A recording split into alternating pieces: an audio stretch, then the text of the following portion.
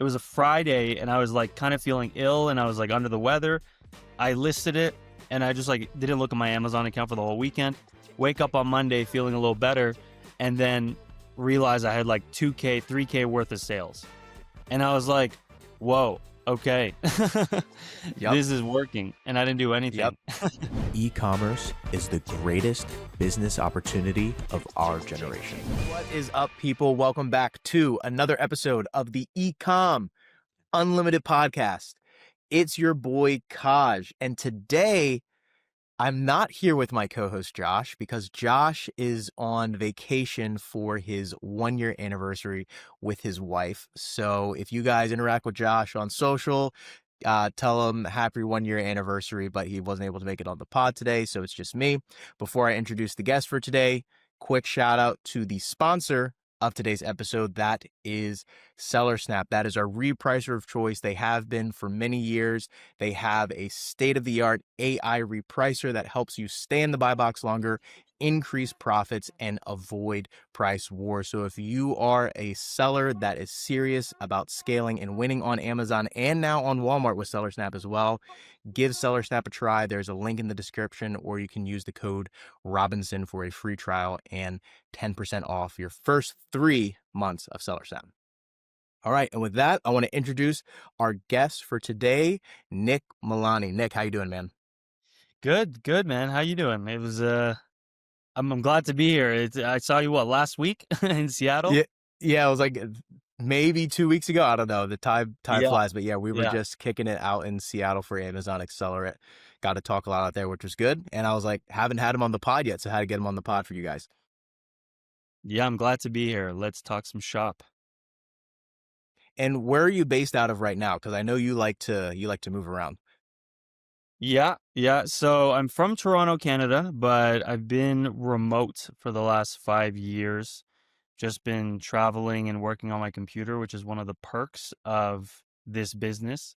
Currently in Bogota, Colombia, which is my second time in Colombia, and I decided this is a good place for me to, just live and get some work done and, get ready for Q4.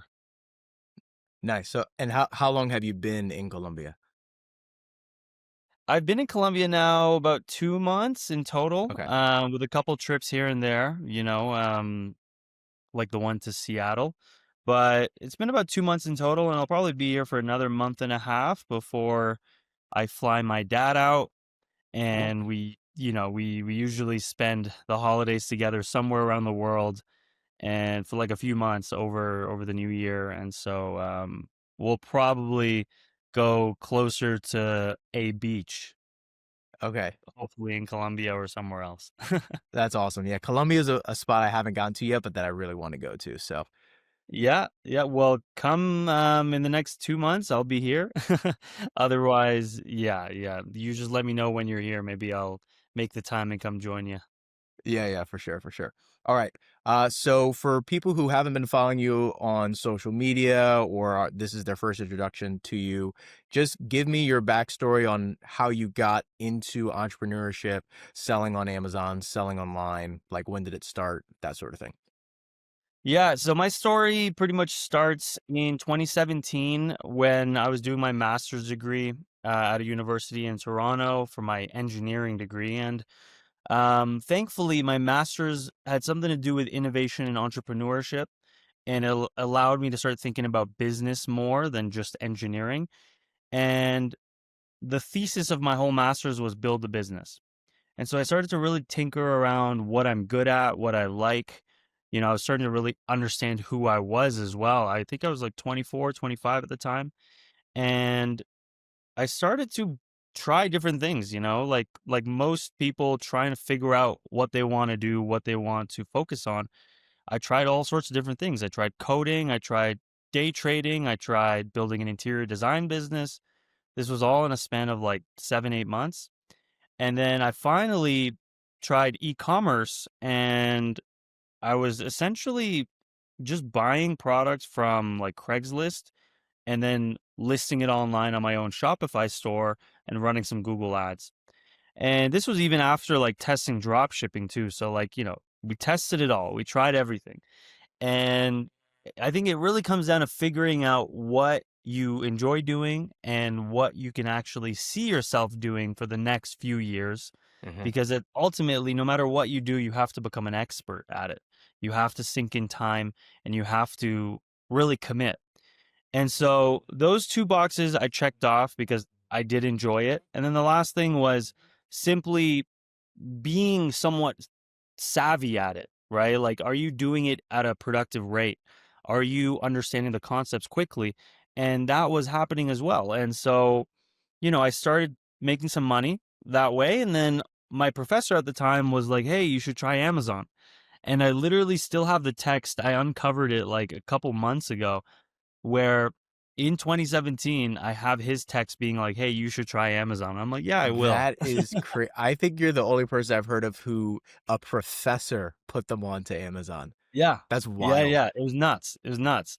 Um, at the time, I was just like most people, and I thought Amazon was a marketplace where Amazon is selling directly to people, not people selling on a marketplace. And, I looked into it and I was like, huh, okay, I could resell this product that I'm finding that's not my product. It's just a big brand product. I could list it in a matter of seconds because the listing's already there. I just have to create an offer. And I was like, let's see where this goes. And this was like FBM, just listing the product. I have like maybe 20, 30 units at home. Let's see where this goes. And I remember, I tell this story all the time. It was a Friday and I was like kind of feeling ill and I was like under the weather. I listed it and I just like didn't look at my Amazon account for the whole weekend. Wake up on Monday feeling a little better and then realize I had like 2K, 3K worth of sales. And I was like, whoa, okay. Yep. This is working. And I didn't do Yep. anything. Proof of concept right there. Yeah, exactly. Yeah, because the product was a little expensive. It was like $120 a unit, Okay. and it was like a topical hair growth product for men. And so, this was before Keepa. This is before analysis. This was simply just like, let me just put it on and see what happens. And yeah, I from there on out, I was sold, and I went all in from that day on because I was like, if I could do this with one product, imagine what I could do with 10 or 20 or more. And so this was 2017. Yeah, Which exactly. that's crazy because that's actually when I started selling too. Nice. Nice, Yep. nice, nice. So Yeah. Josh, who I don't think you met Josh at Miami Sellers Conference. Maybe not. But yeah, so he's my Um, business partner. We've been friends since middle school. But in okay. 2017, I actually recently, kind of similar to your story, I found the screenshot that I took of the Snapchat that I took when he had like sent me an email and he was like, I think we can try this. And I like took a Snapchat selfie and it was like, all right, here we go. And that was Yeah. like early 2017. And then so we started private label. Our journey's kind of a little bit in a loop, but yeah, right around the same time as when we started selling. So take me from 2017 to now. Were you always doing the same method? Like, what was your biggest year along that journey? Just like catch us up on the timeline. Yeah. So around 2017, when I went all in, I went pretty much deep into that one product. And then, it's crazy because the way I found suppliers at the time was not through like knowing what to do. It was just through what makes sense. So I was like buying products from Craigslist and then selling it at a markup on Shopify and then ultimately on Amazon. And then I was like, how do I create more margin? How do I, you know, get closer to the actual source? So what I did at the time was I went on eBay and I would find sellers on eBay for the same product and message them and say, hey, look, first of all, I'm in Canada and I was buying product in the US actually. I forgot to mention that. I was pretty much importing US product into Canada because I found a bit of an arbitrage. This product was way cheaper in the US and it was just more expensive in Canada. So I was finding it through there. After the Craigslist. So after Craigslist, I went into the US and I was started bringing it from the US into Canada. And then I was like, okay, eBay, let's talk to the sellers there. And I would tell them, hey, look, I'm not going to be selling on eBay. Plus, I'm bringing it into Canada. Like, I won't be your competition. And they're like, okay, sure, no problem. Like, we'll sell you like 30 or 40 or 50 at this price. So there was another layer of like getting better margin. So I did that for like 6 months. And then again, I try to like find a distributor, someone who's a wholesaler, so it kept like, that was my mindset of like, how do I continue to find better pricing? And when I finally found that eBay seller, that seller actually had 2 or 3 more items that I bought from them. So it was like weight loss pills, and it was, I think, another type of like skincare. And that's like, those 3 products were like my staple, and I hit like 100K a month in like 6 months, like no problem. And that was like, whoa, okay, this is working again, more proof of concept. Let me now go and try to find a real distributor. And that was around the time when I started to like figure out what Amazon wholesale really was.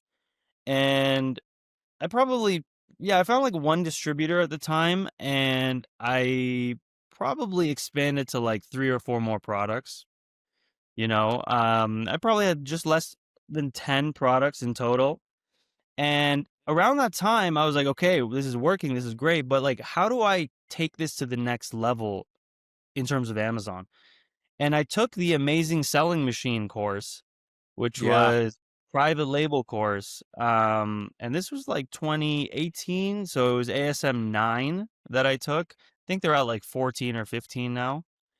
And that got me, aware of private label. And I was like, okay, private label, this is cool. This is next level. This is maybe the like peak of Amazon FBA. Let's do it, because I was all in and I had like decent cash flow. So I was like, let's do it. So I started building a brand, and, I built a brand called Penguini, and it was to help children eat and drink plastic free. Hmm.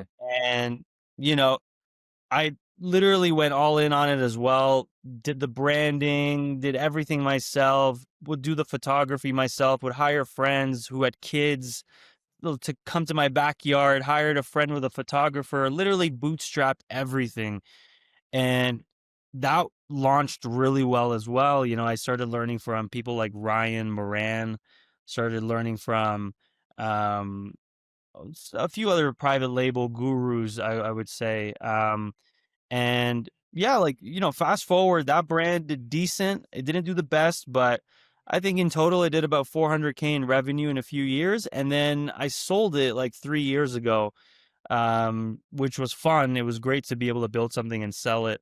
But in and around that time, I realized, okay, if you don't truly love the category you're building in, there's going to come a time where you're going to just be tired of it and you're just going to want to move on.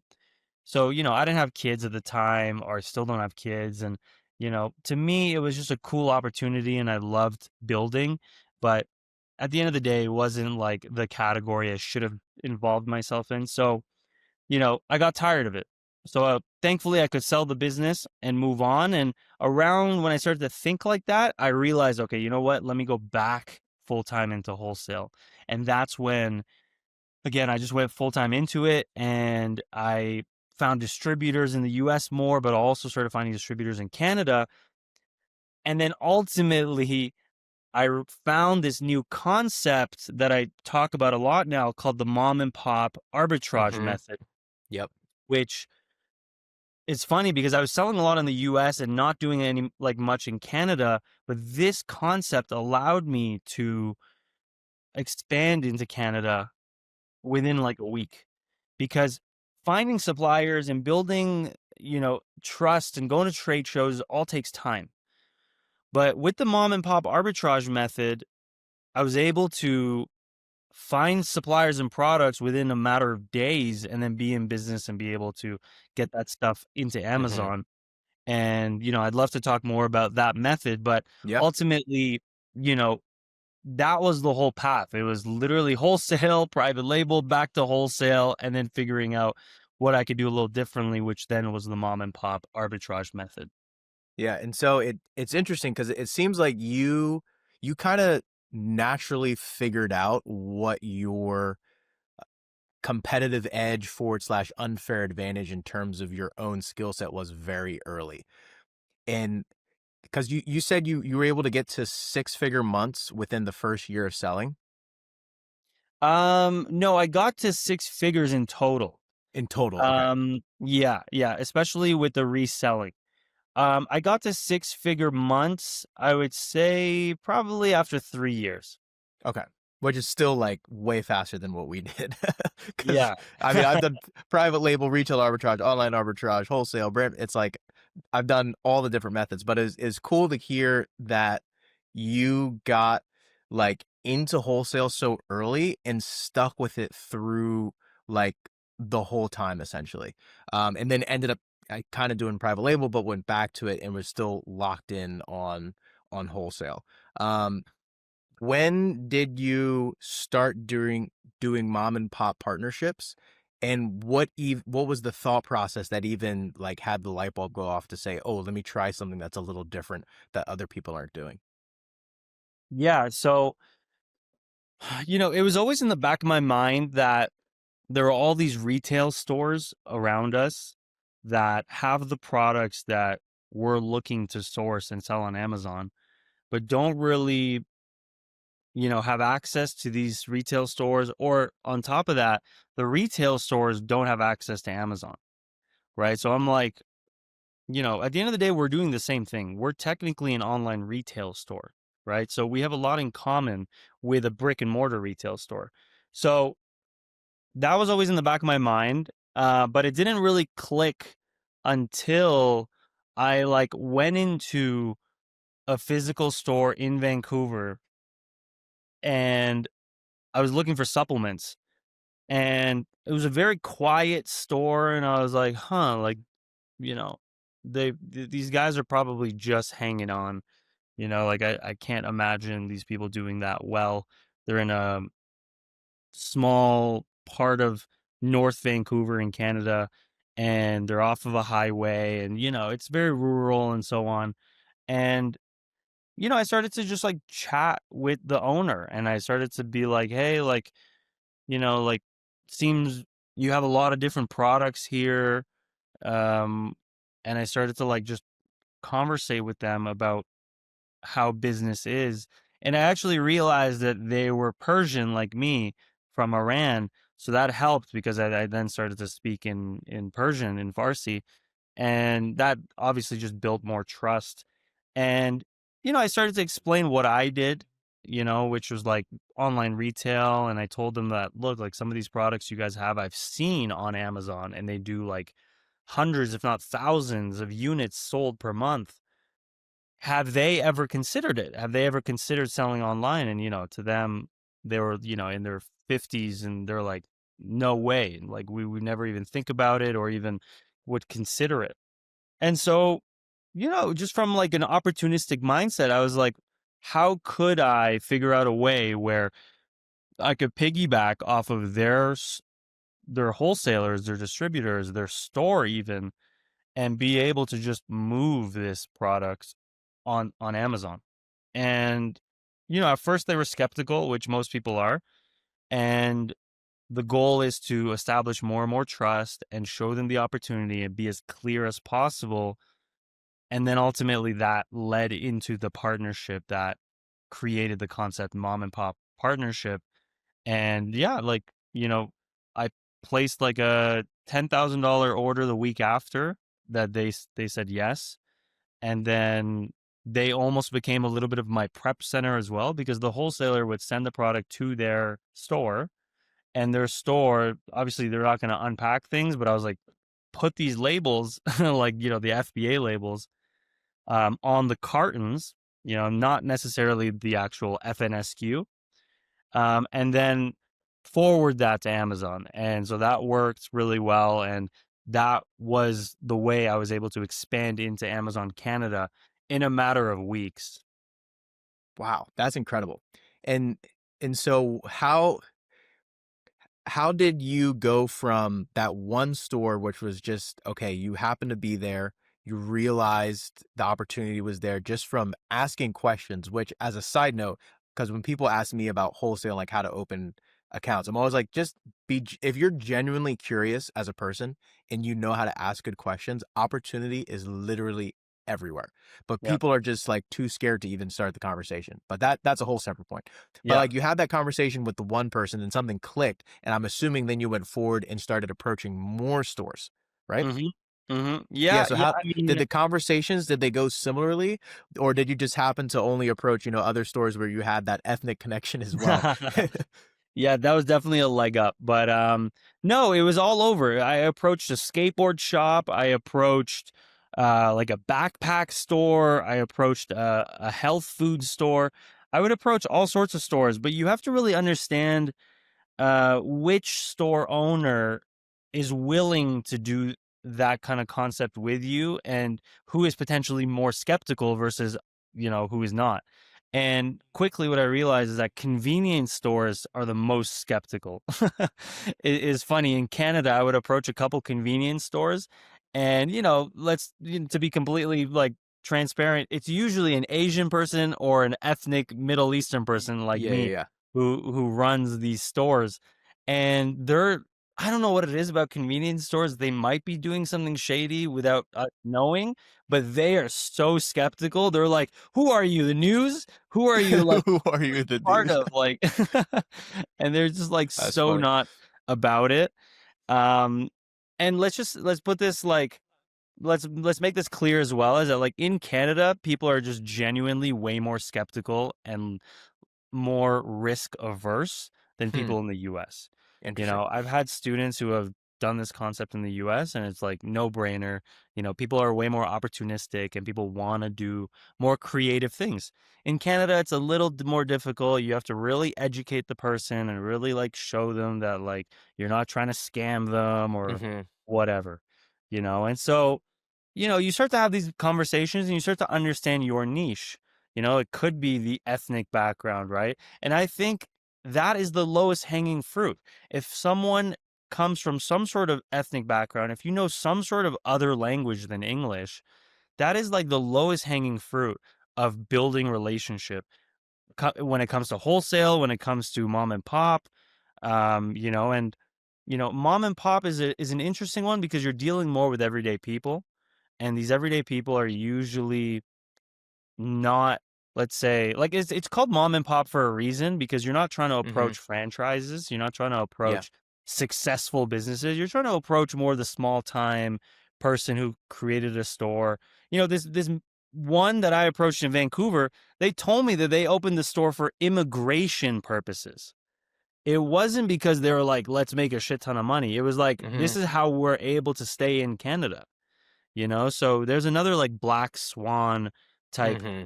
idea of like, okay, well, this clearly makes it seem that they want to find creative solutions.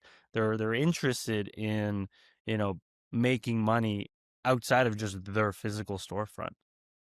Yeah, that makes sense. So what is the ideal profile of a store?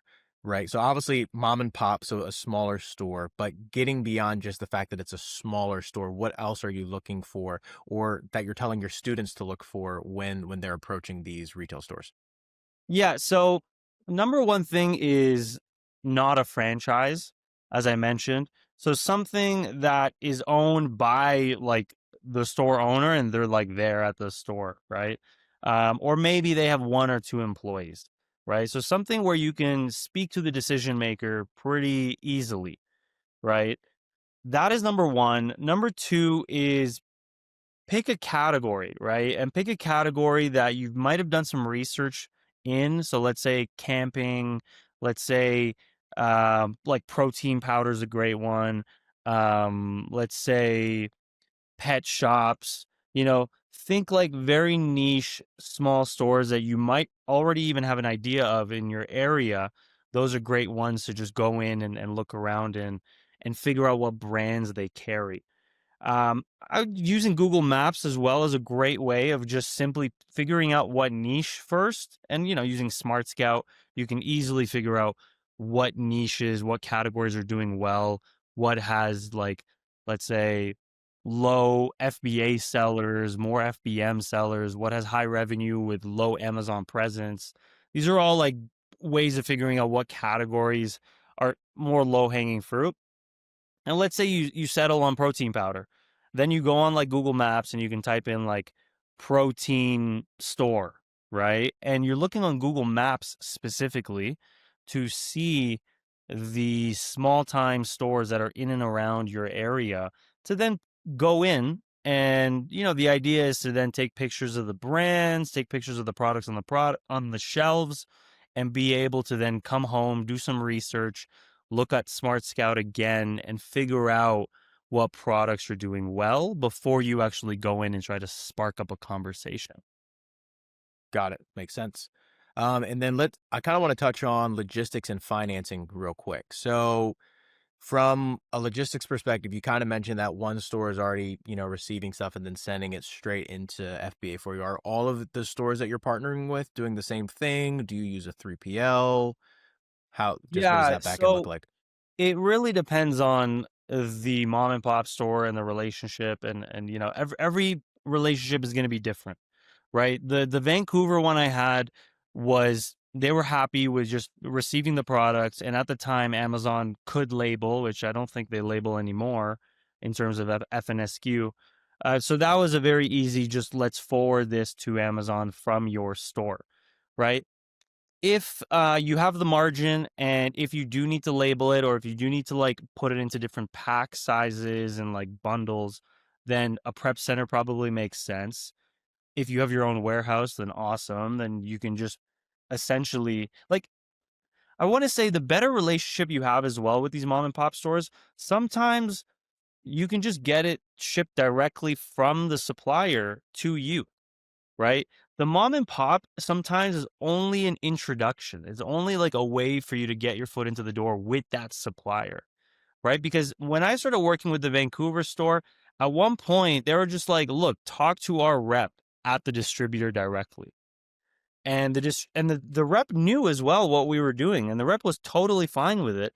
Why? Because the brick and mortar store had established so much trust already with the supplier that they were okay with working with me, which I'm just like an extension from the mom and pop physical store, and we want to sell on Amazon. Like, everybody knew what we were doing and everybody was okay with it. And that's something that a lot of people don't understand, is that when they hear no because you're an Amazon seller, it's because they don't know you, they don't trust you. But if you establish trust, and if you have a brick and mortar, which goes a huge way in terms of establishing that trust, then most of these suppliers will be okay with you selling online or on Amazon. It's just a matter of like a foot in the door. And so it really depends on the structure. You could use a prep center, you could use the supply, the brick and mortar store to as like a prep center. But today, another concept that I'm doing is FBM. FBM directly from the mom and pop store. And this is interesting because my products are essentially being housed in the store, and through my Amazon account, I've connected it to their Shopify account. So they see the orders come in. They then start packing and they then send it directly to the customer. So you can call this the modern day FBM drop shipping. Yeah, they're essentially a 3PL for you. Yeah. Yeah. They're a Yeah, 3PL, and they're not busy. So they're like, yeah, right. whatever. We can pack some of these items. Sure. And And they probably charge ultimately, less than what a 3PL would charge. right. Exactly. Well, they're not charging anything. Exactly. Yeah, yeah. So, but of course, they're making money as well. They're making a margin from the product. I'm making a margin, but it's great because I'm simply leveraging my Amazon account, and that's it, right? Like, they're doing the packing, the shipping, and then because it's FBM, my staff will have to look at messages and we'll have to reply to returns, requests and things like that. So it's a little more hands-on there, but still, this is like the newest evolution of mom and pop that I've been practicing. Do you have a couple VAs as well that help you with that back end? Yeah, absolutely. Absolutely. I used to have like 3 or 4 for different things in the business, but then I've kind of downsized, and all I really need is one that I trust, that she's been working with me for now 4 or 5 years. and she's my like logistics administration person. So from the moment that I know that we want to order something, new product or restock, she'll take care of everything after that. So think creating a PO, sending the PO, receiving the invoice, filing the invoice in Google Drive, sending payment to the supplier, making sure our prep center knows what products are about to come, um, making sure that our costs of goods and our shipping costs and our prep costs are all logged into our CRM and Notion. Then taking that price, putting it into Seller Board and putting it into Aura, which is my repricer, and then simply making sure that all of that is set up. And then when we need to reorder, she'll send restock alerts. When there are Amazon removals needed, Amazon alerts, she'll always notify in Slack. So she does everything on that end, right? She'll even pay off credit cards now because I trust her. But before that, in terms of, let's say, going through product lists or doing product research, that was always one other person. And so that is one person right now. And I'm trying to train that person to become more than just that. So I'm trying to train that person to also reach out to suppliers via email for the first time. And also find products, but also give me an idea of how many units we should buy. And then ultimately, I want her to be able to make the decision freely.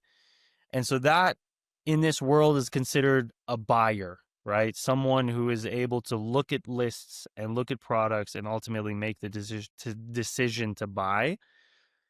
And I think that's been the hardest for me to Mm-hmm. outsource and to give to somebody, just Yep. because it's if they make the wrong decision, the capital is stuck in inventory, the inventory is then in Amazon, and that could really mess up your business.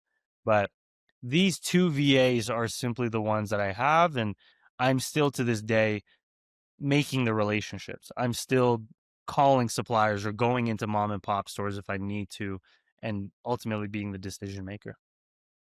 Yep. Yeah. That makes a lot of sense. It's the things that you can't outsource, that relationship building, are the things that you have to focus on, and Yeah. then as much of the back end that you can hire out for. Because I'm Yeah. pretty much doing something similar as well, and I'm Yeah. still always in the back end. But it's like things are changing so fast, you kind of always have to be involved in some capacity. But Yeah. the team handles like the vast majority of the Yeah. back end, and then I'm front facing and always talking with brands, meeting with brands, emailing, phone Exactly. calls. Yeah. Exactly. Especially with brand direct these days, Yep. you are the face of the company, you are the expert. They want to speak with you.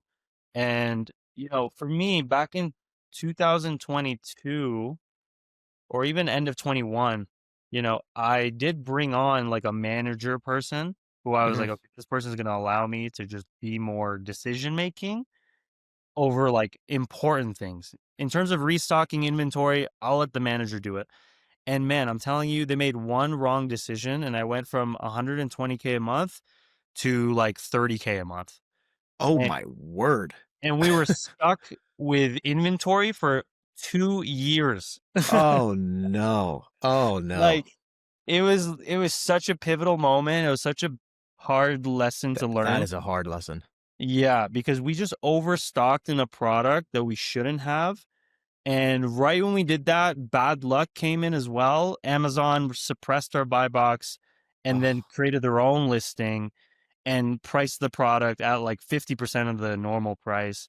And it's just like it killed us. it was a And perfect storm. it really was. And it was just a lot of recovery after that. And that's when I went from like a 5-6 person team back down to like a 3-person team. Gotcha. Okay. Yeah, yeah. So you have to be very aware. You have to be very critical and analytical with the people you bring on as well as the decisions they're making. Because yeah, like a couple wrong decisions in a capital heavy business like this, it could really tie you up and it could take a couple years to recover, which Yeah. it did.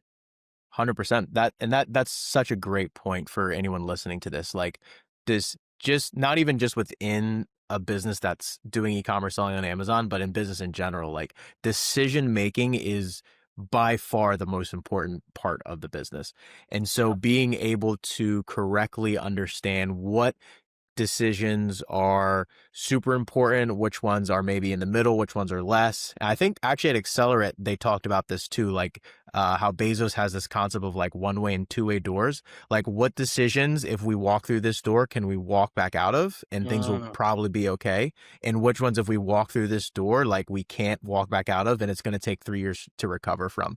yeah. Um, and I've made the wrong decision on one-way doors before too, which is what terrifies me about giving up that decision-making ability to someone else. Because at least if I made the wrong decision, it's on me, and then I have to fix it. But I feel like it's worse when it's someone else who makes that. So yeah, that's a really good point and a good Yeah. story to share. Yeah. Yeah, absolutely. And then kind of bring it to a close here, but I'm curious on some of your numbers if you don't mind sharing. What are you projected to do in revenue for the rest of 2025? Like on a monthly basis, or just like, what am I going to end the year with? The latter, so total sales for the year. Okay.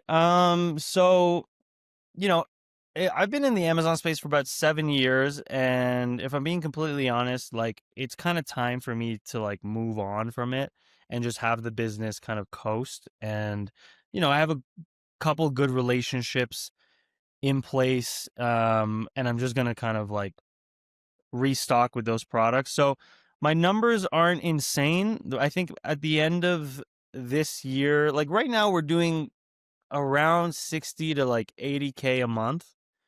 And we've been selling a lot more in Canada recently than in the US.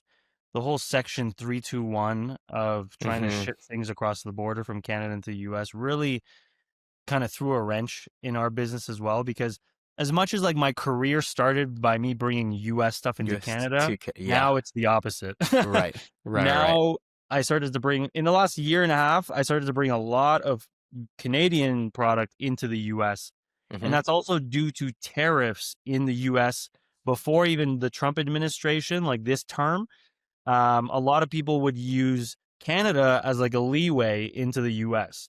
So a lot of like Chinese product would come into Canada, and then they use the Section 321 de minimis to bring product Right. into the US, and then they would avoid the tariffs from China.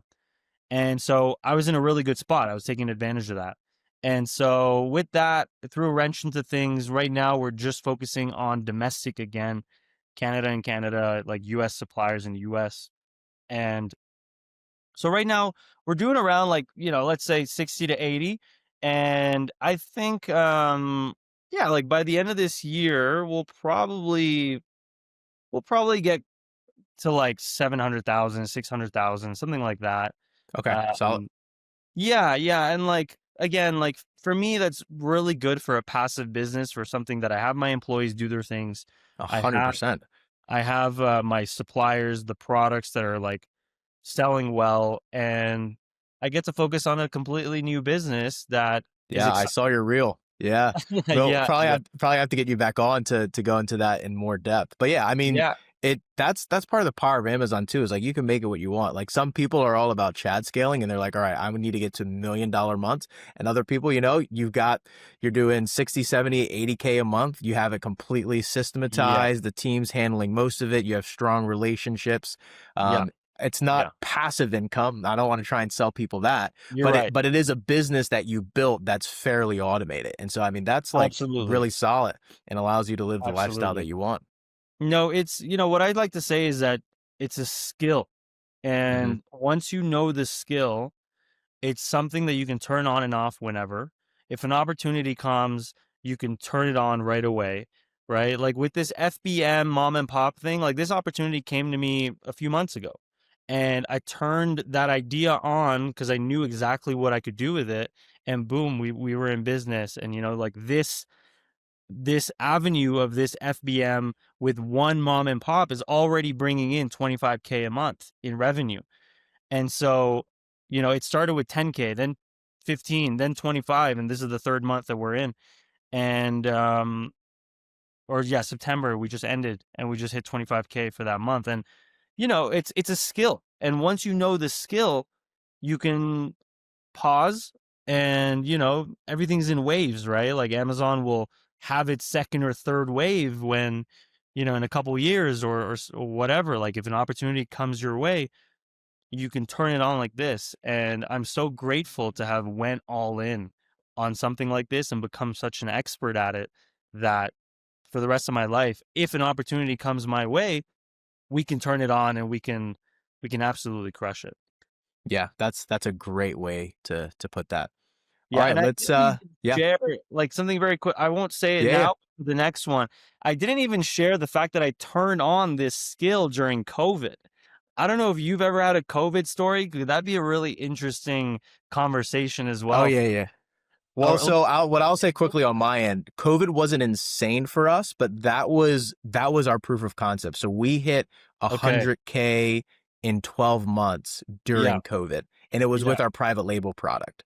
And so that was when we were like, okay, this could like, and we were still in college at the time. So like, college kids got a side business, did 6 figures in revenue. We were like, we're on top of the world. But yeah, it's like still understanding the cash flow issues because it was like no money was getting pulled out of the business. Everything had to go into reordering the next container. But we were like, okay, we did 100 figures. That'd be nuts. We did 6 figures in revenue, yeah, 100K, never touched the product, like saw money come in the bank yeah, account. Like this is yeah, something serious. And then, went from there. But huge. yeah, I'm curious, maybe 60 seconds, share a COVID story and then we can wrap up. Yeah, I mean, for me, it was like early 2020, like right when COVID started to like hit the news, and my friends were like face masks, and I was like, okay, let's look into it. And then literally like we started to look into it and we're like, damn, there's a huge shortage. I went to my dentist to get like a cavity checked, and I was asking him where he gets face masks so we can like try and like source them because they're always wearing face masks when they operate on you. And he told me that they had to close shop if they don't have face masks. And so like it was all about finding like someone with a bigger problem, right? Initially it was just like people who want to stay away from COVID. But then my dentist was like literally like we are so desperate for face masks because we aren't legally allowed to work if we don't have face masks. We have to like close our dentist practice. And he was like, I'm in a group with 40 other dentists. We're all looking for masks. Wow. And Oh I was my like, holy gosh. shit. Like, okay. And then he's like, we need this exact mask. ASTM level 2, like very specific type You mask. still you still remember the details. That's great. Oh yeah. Oh yeah, dude. I still have like 1,000 boxes of masks in my storage locker, but 1,000 out of 100,000. We bought 100,000. Long story short, because it's an insane story. It kind of reminds me of War Dogs a little bit, the movie. We sourced it in China. We shipped it with flight.